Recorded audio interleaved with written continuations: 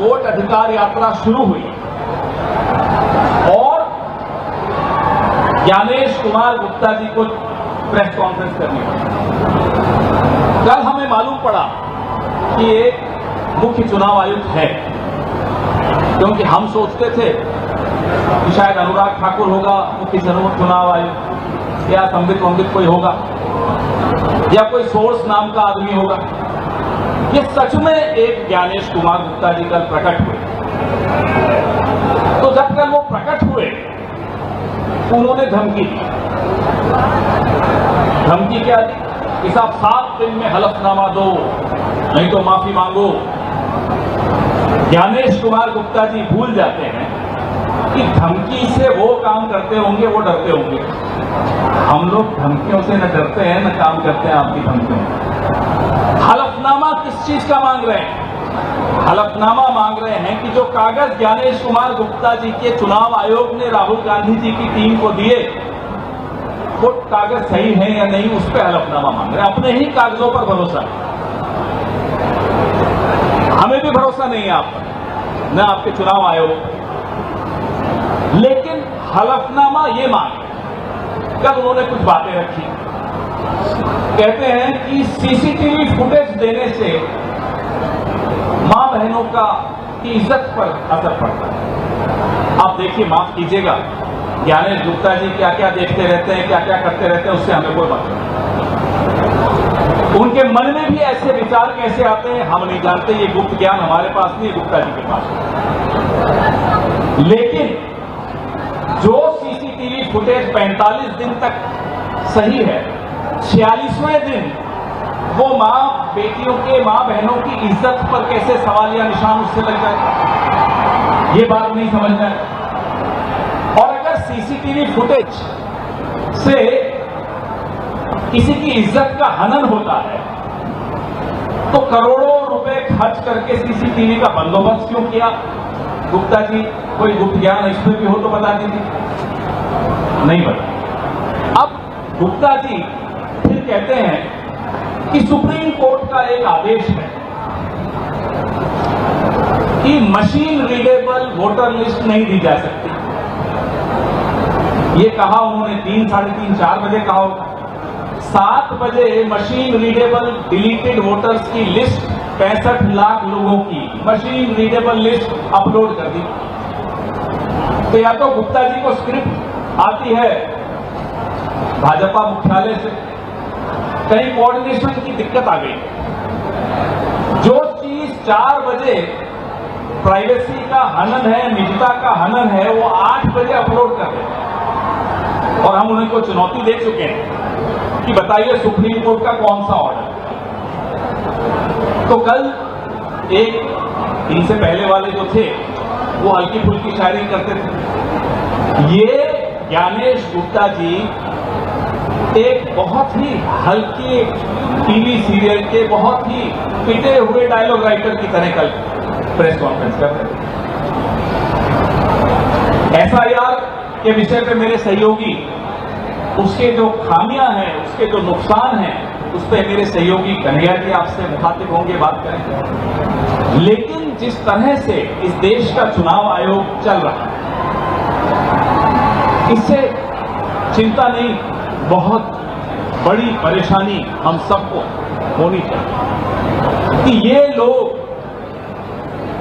चुनाव करवाते हैं, सबूत इनके सामने है, सबूत इन्हीं से जो कागज मिले वो हैं।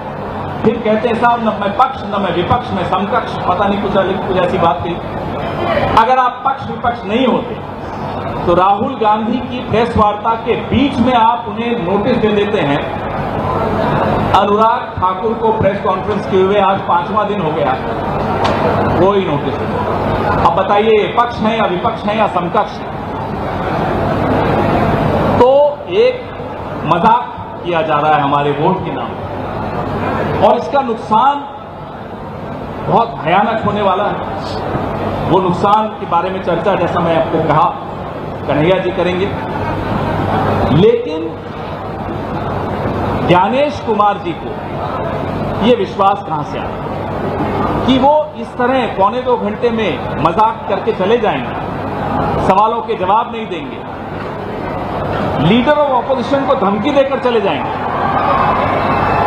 जो कि पूरा विपक्ष अगर मिला के देखें तो लगभग 60% हिंदुस्तान को रिप्रेजेंट करता है, प्रतिनिधित्व करता है।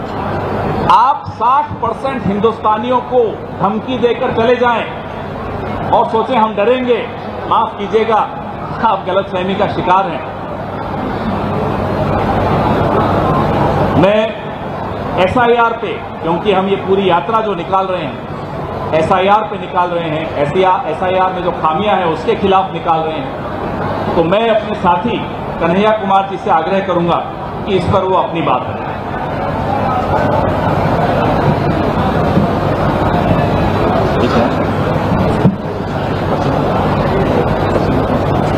सबसे पहले तो सभी पत्रकार साथियों का जो वोटर अधिकार यात्रा को कवर कर रहे हैं और बिहार की पावन भूमि पर पधारे हैं, उनका हम बहुत बहुत वंदन करते हैं, अभिनंदन करते हैं। दूसरा, आज की प्रेस वार्ता का जो मुख्य विषय है वो है कल जो मुख्य चुनाव आयोग ने प्रेस कॉन्फ्रेंस की और एसआईआर की क्या अनियमितताएं हैं और क्या समस्याएं हैं। जैसा कि हमारे साथी पवन जी ने इस विषय में अपनी बात रखी, एसआईआर से जुड़ा हुआ कुछ महत्वपूर्ण तथ्य हम आपके सामने रखना चाहते हैं। अव्वल तो भाजपा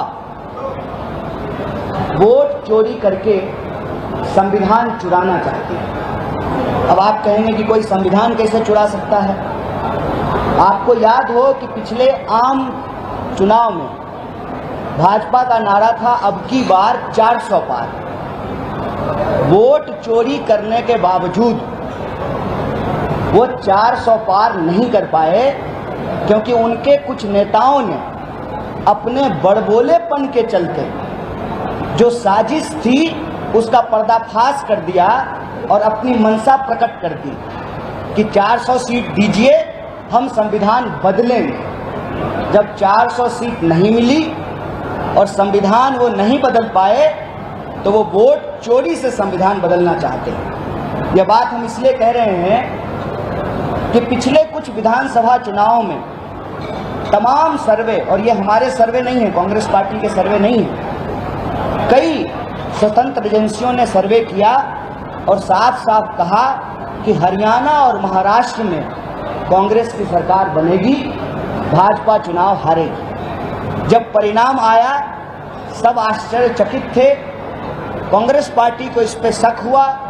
और नेता प्रतिपक्ष ने एक स्पष्ट मांग चुनाव आयोग के सामने रखा कि आप हमको वोटर लिस्ट दीजिए, इलेक्ट्रॉनिक डेटा दीजिए वोटर लिस्ट का, ताकि हम इसकी जांच कर रहे हैं। हमको संदेह है कि वोटर लिस्ट में गड़बड़ी है और चुनाव में धांधली की जा रही है। आपको याद होगा कि कई महीने बीत गए और चुनाव आयोग बार बार प्रेस कॉन्फ्रेंस करके ही ये कहती रही कि वोटर लिस्ट में कोई गड़बड़ी नहीं है, बिल्कुल साफ है, शुद्ध है, स्वच्छ भारत अभियान की तरह है हमारा वोटर लिस्ट। और आज मुख्य चुनाव आयुक्त प्रेस कॉन्फ्रेंस करके कह रहे हैं कि जो वोटर लिस्ट में गड़बड़ी है उसी गड़बड़ी की सुधार के लिए हम एसआईआर कर रहे हैं। फंस गए गुरु।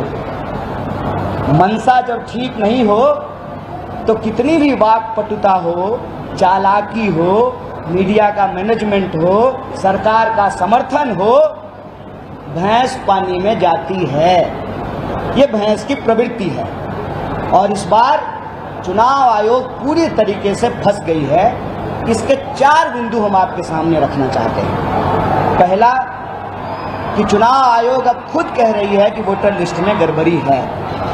इसका मतलब आज से कुछ महीने पहले चुनाव आयोग झूठ बोल रहा था कि वोटर लिस्ट में कोई गड़बड़ी नहीं है। दूसरा, जब अपने सोर्स से नेता प्रतिपक्ष कांग्रेस पार्टी इन गड़बड़ियों को उजागर की सबूत के साथ, तो गलती स्वीकार करने की बजाय चुनाव आयोग कह रही है कि हलफनामा दीजिए। चुनाव आयोग साहस दिखाओ, पहले अपना कागज दिखाओ। ये आपका ही दिया हुआ कागज है।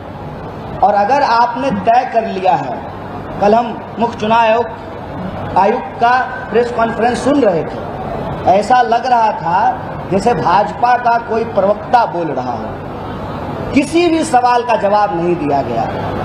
और तीसरा बिंदु एसआईआर के संबंध में वो ये है कि एसआईआर में भारी पैमाने पर धांधली हो रही है, और उस धांधली के संबंध में जमीनी स्तर पर जाकर के जब हम पता लगाए तो पता चला है कि कई सारी गड़बड़ियां हैं। पहली गड़बड़ी ये है कि सारे बीएलओ सारे घरों पर घर घर जा करके फॉर्म नहीं भरवा रहे हैं, और ये हम पूरी जिम्मेवारी से बोल रहे हैं। दूसरा कि जो चुनाव आयोग है वो सिर्फ और सिर्फ देश की जनता के आंख में आंकड़े झोंकना चाहती है।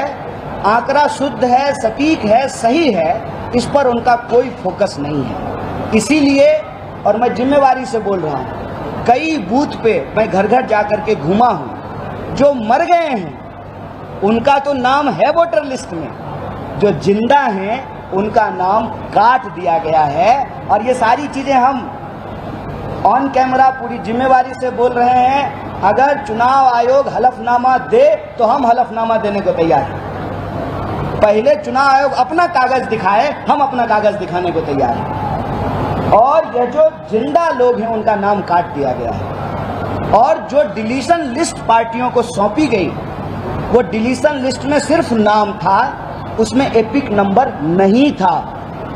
और यह जब बात सुप्रीम कोर्ट को बताई गई तो ऑनरेबल सुप्रीम कोर्ट ने यह आदेश जारी किया कि आप जिनका भी नाम काटे हैं इसकी जानकारी उस व्यक्ति को आपको देनी पड़ेगी। दूसरा, यह सर्चेबल डाटा होना चाहिए। और तीसरा, आपको इसको सूचित करना पड़ेगा तमाम माध्यमों से। और दूसरी बात, जब लोगों का नाम कटा और अपने तरीके से वो सर्च करके ढूंढे कि हमारा नाम कट गया है, जब वो बीएलओ के पास जुड़वाने के लिए जाते थे, तो दूसरा जो डिस्क्रिपेंसीज यहाँ पे पता चला है एसआईआर को लेकर के, कि बार बार सुप्रीम कोर्ट के कहने के बावजूद वो लोग आधार कार्ड को स्वीकार नहीं कर रहे थे और कह रहे थे कि आवासीय लाना पड़ेगा। और आवासीय का खेल क्या है साहब, कि बिहार में कुत्ता का भी आवासीय बन गया। मतलब अब आधार कार्ड जो है वो गड़बड़ है चुनाव आयोग के हिसाब से, बीएलओ के हिसाब से, और आवासीय जो है वो प्रमाणित है। तो कागज के नाम पे जो जेन्यून मतदाता हैं उनको परेशान किया गया। और आप जानते हैं कि सरकारी दफ्तरों में कागज बनवाना आसान काम नहीं है, बहुत टेढ़ी खीर है। मैं अपना उदाहरण आपके सामने देता हूँ। पिताजी तो एक ही है ना, अरे सबका एक ही पिताजी होते हैं, लेकिन मेरे कागज में पिताजी का नाम कहीं JAI है, कहीं JAY है। इसका मतलब ये तो नहीं है ना कि दो पिताजी हैं, पिताजी तो एक ही हैं। और इस छोटी सी गलती के चलते जो आम मतदाता हैं, जेन्यून मतदाता हैं, उनको परेशान किया जा रहा है। इसी से संबंधित एक और महत्वपूर्ण विषय है, वो ये है कि अगर आप पहले से मतदाता हैं तब आपके लिए फॉर्म 6 भरना जरूरी नहीं है। आप 7 भरेंगे, आप 8 भरेंगे, लेकिन धड़ल्ले से फॉर्म 6 जो है वो भरवाया जा रहा है। नतीजा ये है कि एक व्यक्ति के कई एपिक नंबर जारी हो गए। इस विषय को जब हम लोग पड़ताल किए तो बड़ा इंटरेस्टिंग चीज पता चला कि एसआईआर को लेकर के चुनाव आयोग ने पूरे बिहार में ये भ्रम फैलाने की स्थिति की कि सिर्फ ये नाम काटने का कार्यक्रम है। अरे एसआईआर सिर्फ नाम काटने का कार्यक्रम नहीं है, सबके मुंह पे ये डेटा अवेलेबल है कि 65 लाख लोगों का नाम काट दिया गया। हम चुनाव आयोग से पूछना चाहते हैं कि 65 लाख लोगों का नाम आपने काटा, इतने महीनों के एक्सरसाइज के बाद आपने कितने लोगों का नाम उसमें जोड़ा है, इसका डेटा आपको प्रकाशित करना चाहिए। एसआईआर सिर्फ और सिर्फ काटने का नहीं, जोड़ने का भी कार्यक्रम है, और चुनाव आयोग के पास इसका कोई डेटा नहीं है। और आखिरी बिंदु, ये सब देख करके यही समझ में आता है कि चुनाव आयोग की मंशा साफ नहीं है। चुनाव आयोग इस देश के सर्वोच्च नेता जो अपने आप को कहते हैं, उनका चेहरा चमकाने में ज़्यादा बिजी है। चुनाव आयोग का ध्यान शुद्ध मतदाता, सटीक और साफ मतदाता सूची बनाने में नहीं है। हम चुनाव आयोग से मांग करते हैं कि अगर आपकी मंशा साफ है तो आप सही डेटा प्रकाशित कीजिए, शुद्ध वोटर लिस्ट तैयार कीजिए और एसआईआर के नाम पर जो पहले वोट चोरी से सरकार चुराने की कोशिश की गई, आज एसआईआर के माध्यम से सीना जोड़ी से सरकार चुराने की कोशिश की जा रही है। और आखिरी विषय कि अगर सरकार ही चोरी से बनेगी तो क्या जनता का काम ईमानदारी से होगा? और जनता का काम यदि ईमानदारी से नहीं होगा तो आप हमें बताइए कि इस देश की गरीब गुरबा जनता, जिसके पास एकमात्र अधिकार है वोट का अधिकार, जिसके बदौलत वो अपने रोजी रोटी, कपड़ा, मकान, शिक्षा, स्वास्थ्य, बिजली, पानी और अधिकारों की रक्षा कर सकती है, उस जनता के सामने क्या विकल्प है? मसलन अगर सरकार ही चोरी से बनेगी तो नेता को क्या फर्क पड़ता है? वो क्यों जनता की बात को सुनेंगे? उनको जब मालूम है कि जब चोरी से ही प्रधानमंत्री और मुख्यमंत्री बनना है तो वो जनता के सवालों को क्यों सुनेंगे? चोरी से बनी हुई सरकार जनता का काम ईमानदारी से नहीं करेगी। इसीलिए हम बिहार की जनता से अपील करते हैं, एसआईआर वोट चोरी का एक सीधा तरीका है, ये सीना जोड़ी है, इसके खिलाफ अपनी आवाज़ को बुलंद कीजिए। वोट का अधिकार रहेगा तो आपका रोजी रोटी का अधिकार भी बचेगा। जब सरकार बनेगी ईमानदारी से, तभी तो माई बहन योजना लागू होगा, तभी तो नौजवानों को रोजगार मिलेगा, तभी तो जो है लोगों को पेंशन मिलेगा, तभी तो किसानों को उनके फसल का दाम मिलेगा।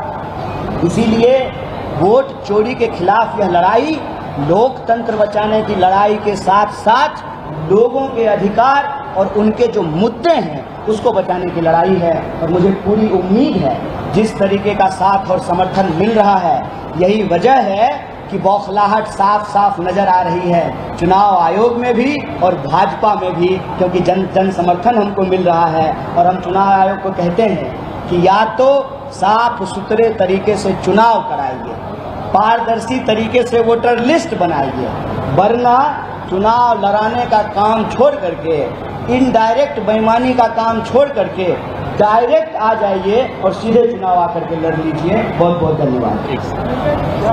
दो चीजें और जो कल हमारे गुप्ता जी ने कही। गुप्ता जी बोलते हैं कि 0 नंबर का हाउस इसलिए होता है कि जिनके घर नहीं होते उनका एड्रेस 0 कर देते। इनके आका ने कहा था कि 2022 तक सबको छत मिल गई। आज 25 है।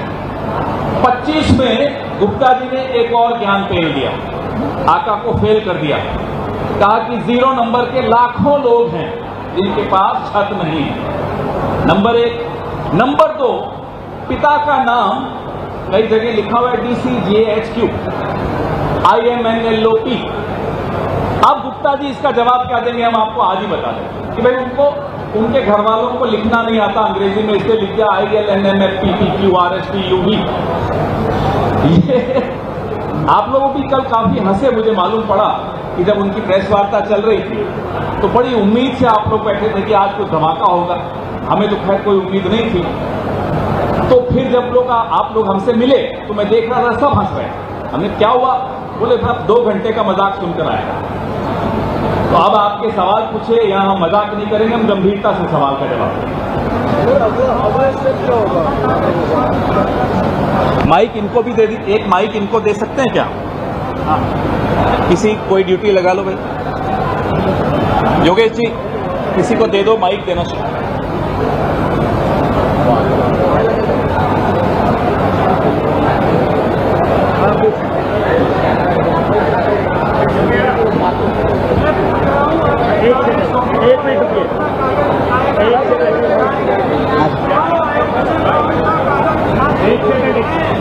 देखिए, मैं जो कहा कि चुनाव आयोग साहस दिखाओ, पहले अपना कागज दिखाओ, हम अपना कागज दिखाने को तैयार हैं। ये 2 संदर्भ में कहा। एक कि चुनाव आयोग के पास एक ही कागज होता है, वो है वोटर लिस्ट। हम उनसे बार बार कह रहे हैं कि हमको वोटर लिस्ट दीजिए। इलेक्ट्रॉनिक डेटा दीजिए, सर्चेबल डेटा दीजिए, ताकि हम वोटर लिस्ट की गड़बड़ियों की जांच कर सकें। और दूसरा कि आप ये गारंटी लीजिए कि आप कहिए कि वोटर लिस्ट में कोई गड़बड़ी नहीं है और इसको लेकर के हलफनामा डालिए। हम ये हलफनामा डालने के लिए तैयार हैं कि जो चुनाव आयोग वोटर लिस्ट दे रही है उसमें गड़बड़ी है। हम चुनौती दे रहे हैं कि आप अपने वोटर लिस्ट को लेकर के ये हलफनामा दीजिए सर्वोच्च न्यायालय को कि हमारे लिस्ट में कोई गड़बड़ी नहीं है। हम आपके साथ साथ हलफनामा देने को तैयार हैं कि आपके ही वोटर लिस्ट से हमने गड़बड़ी निकाली है और इसमें गड़बड़ी है और ये गड़बड़ी आपने जानबूझ करके फैलाई है ताकि भाजपा को फायदा पहुंचाया जा सके। बोलिए बोलिए।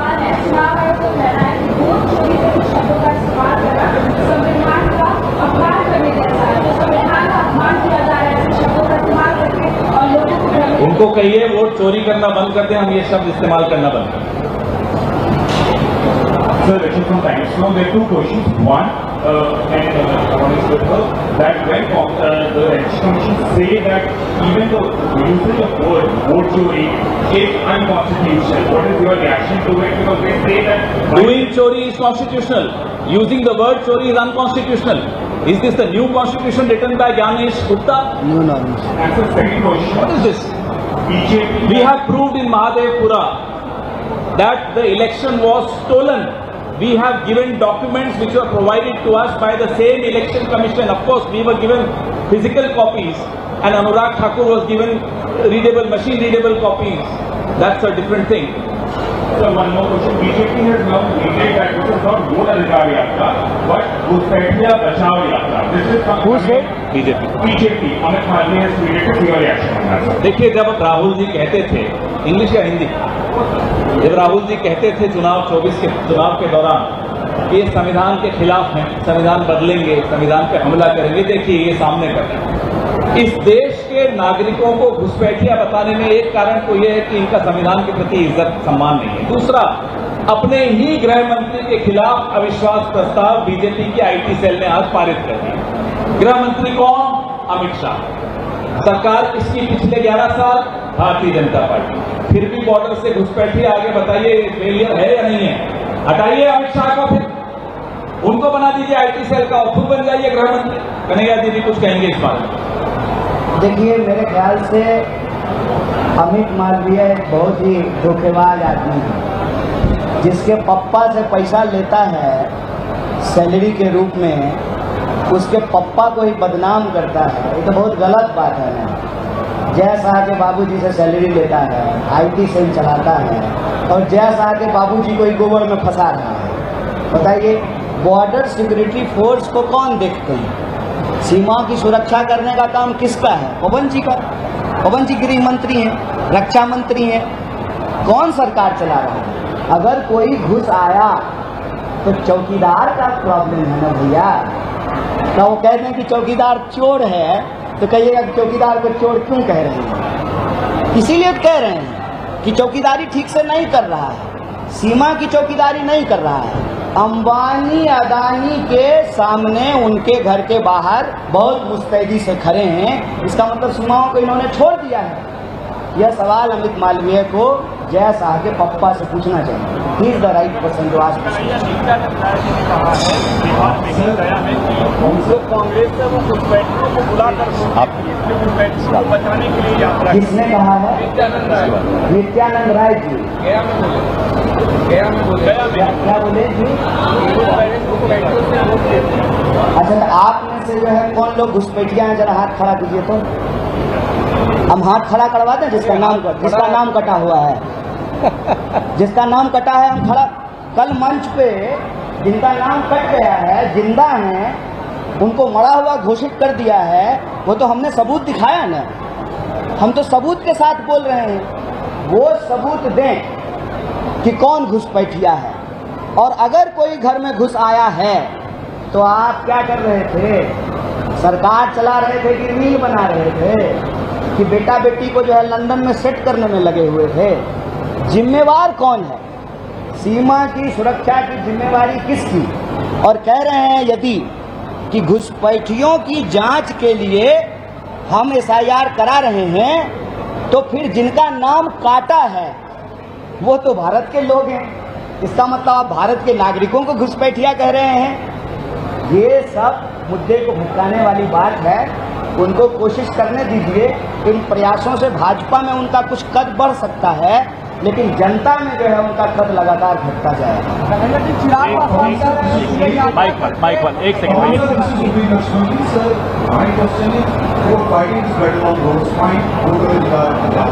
So opposition is also not willing to bring in this impeachment notice against CC.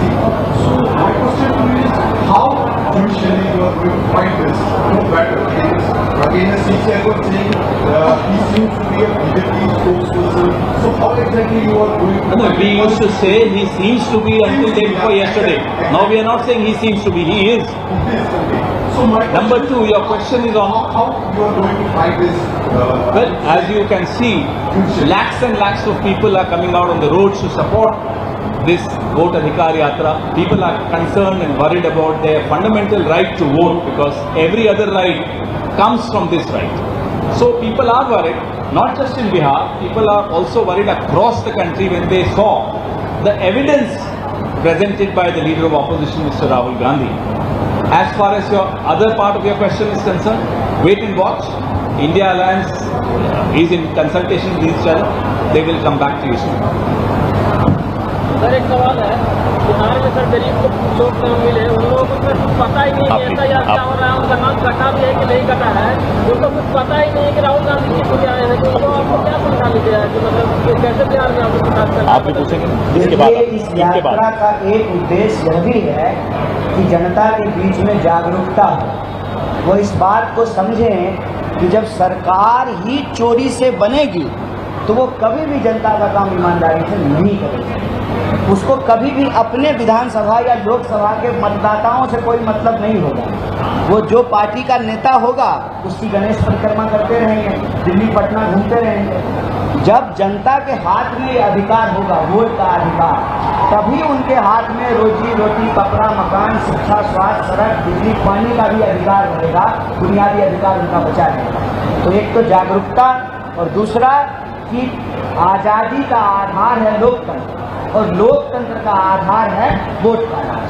Vote का राज तभी बचेगा जब चुनाव जो है वो पारदर्शी तरीके से होगा।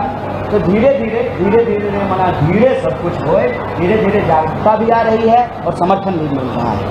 जी सर, दो चीजें। एक तो उपचुनाव आयोग को लेकर के आप लोगों ने गंभीर सवाल करेंगे, उनके खिलाफ महाभियोग प्रस्ताव लाने की बात चल रही है। हालांकि 3 बजे प्रेस कॉन्फ्रेंस है दिल्ली में, लेकिन मैं आपसे पूछना चाहता हूँ कि क्या कांग्रेस पार्टी महाभियोग प्रस्ताव लाने हम तो यहाँ सड़क पर हैं, हम यहाँ की आपको बात कर सकते हैं। वहाँ की बात वहाँ 3 बजे तक इंतजार कीजिए। और सर, इसके अलावा PRS नेता है, उन्होंने ये सवाल उठाया है कि राहुल गांधी ने जिस हेलीकॉप्टर का इस्तेमाल किया गया से सासाराम आने के लिए, वो तेलंगाना सरकार का हेलीकॉप्टर है, ये आरोप है। और उसका भी हम जवाब दे देंगे, माकूल जवाब देंगे, निश्चित। एक सेकंड, माइक आ रहा है आपके पास। जो वोटर अधिकार यात्रा है, ये समाज को भ्रम कराने का प्रयास करते हैं। अच्छा, तो ये भ्रम की स्थिति के लिए बुनियादी तौर पर कौन जिम्मेवार है? कांग्रेस पार्टी SIR करा रही है कि चुनाव आयोग SIR करवा रही है? और हम गड़बड़ी किसका उजागर कर रहे हैं? SIR में जो गड़बड़ी हम उसका उजागर कर रहे हैं। तो ये भ्रम फैलाने की स्थिति का अवसर जो है, मौका जो है, वो तो चुनाव आयोग के पास है। इसके लिए तो चुनाव आयोग जिम्मेवार है। चुनाव आयोग जो है यह प्रक्रिया बंद कर दे।